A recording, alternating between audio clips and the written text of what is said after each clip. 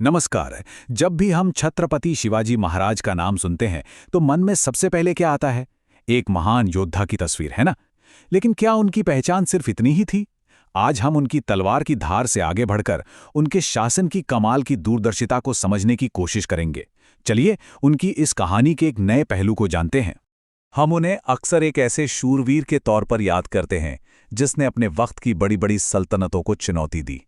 पर क्या उनकी कहानी यहीं खत्म हो जाती है?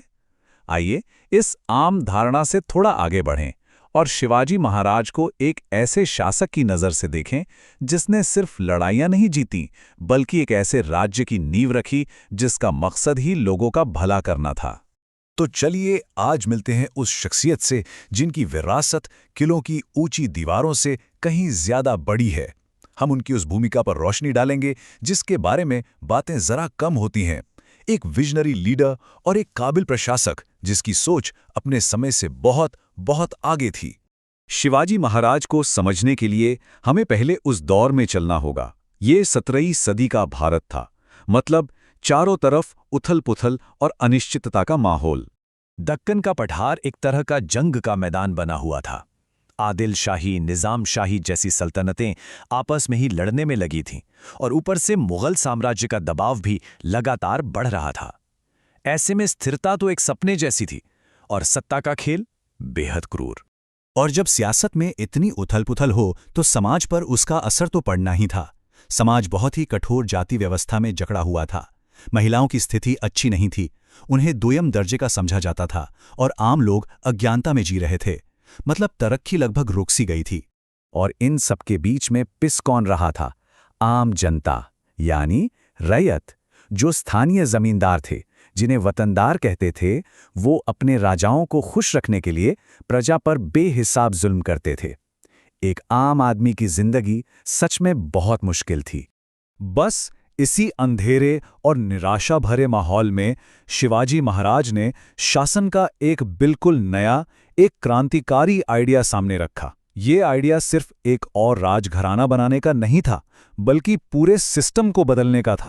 ये उनकी सोच का मूल मंत्र था। उन्होंने साफ साफ कहा कि ये राज किसी राजा का नहीं, बल्कि उसकी प्रजा का है। सोचिए, उस जमाने में ये कितनी बड़ी बात थी जब शासक अपनी प्रजा को अपनी जायदाद से ज्यादा कुछ नहीं समझते थे। और यहीं से जन्म हुआ स्वराज्य की अवधारणा का। देखिए, स्वराज्य का मतलब सिर्फ पॉलिटिकल फ्रीडम नहीं था। ये एक ऐसे राज्य का वादा था जो अपने हर एक नागरिक के भले के लिए काम करेगा। ये एक ऐसा शासन था जो लोगों के लिए था, लोगों के जरिए चलाया जाना था। तो सवाल ये उठता है कि इतना बड़ा आइडिया, इतनी बड़ी सोच जमीन पर कैसे उतरी? चलिए अब जरा उन प्रशासनिक सुधारों को देखते हैं जो उनके अच्छे शासन की रीढ़ बने। ये कोई साधारण मंत्रिमंडल नहीं था। ये था अष्टप्रधान मंडल, 8 मंत्रियों की एक परिषद। और इसकी खास बात यह थी कि हर मंत्री को उसकी काबिलियत के आधार पर चुना जाता था, खानदान के नाम पर नहीं।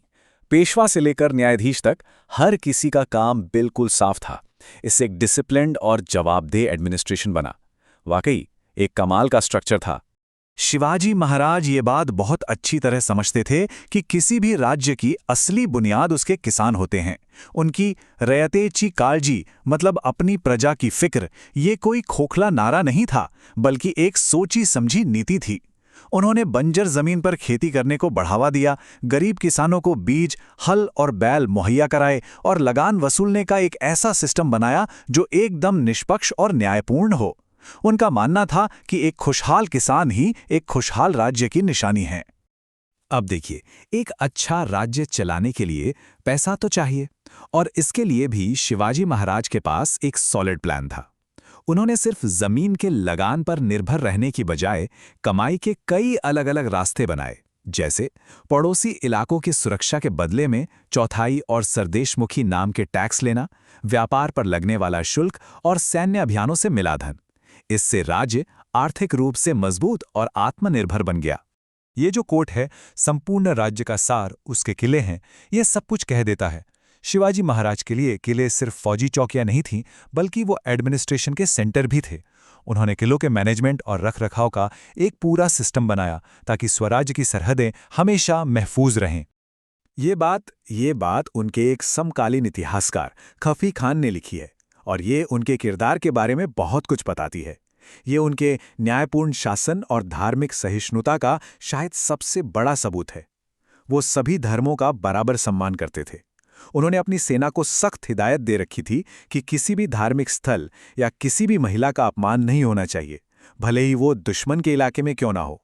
तो इन सब बातों से हम क्या सीखते हैं? शिवाजी महाराज की विरासत सिर्फ जीती हुई लड़ाइयों और किलों की कहानी नहीं है, बल्कि एक ऐसी सोच की है, एक ऐसे विजन की है जो आज भी उतना ही जरूरी है।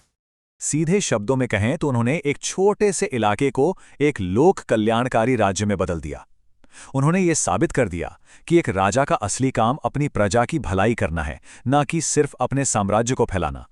जिस अराजकता के दौर से हमने बात शुरू की थी, शिवाजी महाराज ने वहां व्यवस्था कायम की। उन्होंने एक ऐसा गवर्नेंस सिस्टम बनाया जो काबिलियत, इंसाफ और अपनी प्रजा के लिए गहरी फिक्र पर आधारित था। ये सिर्फ एक मिलिट्री जीत नहीं थी, ये एक एडमिनिस्ट्रेटिव क्रांति थी। और आखिर में एक सवाल जो हमें सोचना चाहिए। आज की दुनिया में जहां हम अच्छे शासन, जवाबदेही और लोक कल्याण की बात करते हैं, क्या 17वीं सदी के इस दूरदर्शी राजा से हमें कुछ सीखने को मिलता है? इस पर विचार जरूर